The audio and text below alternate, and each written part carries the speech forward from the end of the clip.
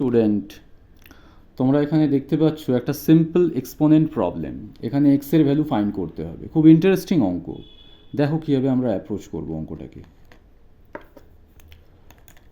4 to the power x, 4 to the power x, 4 to the power x. আমার 4 to the পাওয়ার এক্সকে কিছু একটা ধরে নিই। লেটস সে 4 টু দি পাওয়ার এক্সকে আমরা কে ধরে নিচ্ছি, ওকে।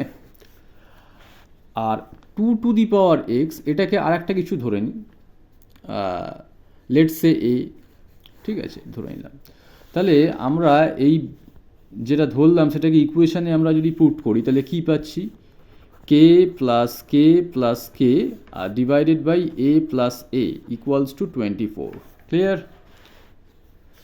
তাহলে প্লাস কে হয়ে গেল তোমার 3k, আর এ হয়ে গেল 2a ইকুয়ালস টু হয়ে গেল তোমার 24। ক্লিয়ার? এবারে আমরা একটা কাজ করি, আমরা 3 দিয়ে ডিভাইড করে দিই এই ইকুয়েশনটাকে। 3 দিয়ে যদি ডিভাইড করা হয় তাহলে কী হবে? 3k বাই 2a, 3 দিয়ে ডিভাইড করা হচ্ছে, তাহলে দুদিকে ডিভাইড করতে হবে। সো এদিকটা কী হয়ে গেল? 8, আর এদিকে এই 3 কেটে গেল। কি থাকছে? k by 2a equals to 8।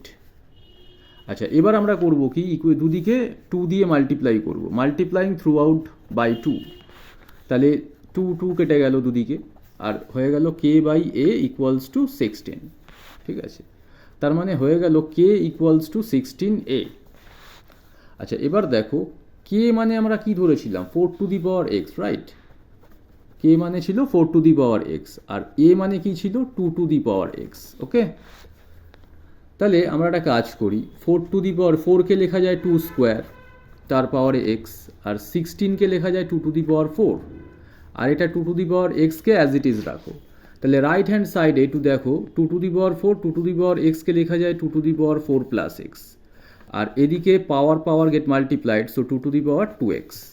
তা দেখো বেস আর বেস সেম হয়ে যাচ্ছে, তাহলে পাওয়ার সেম হয়ে যাবে, তাহলে 2x equals to 4 plus x.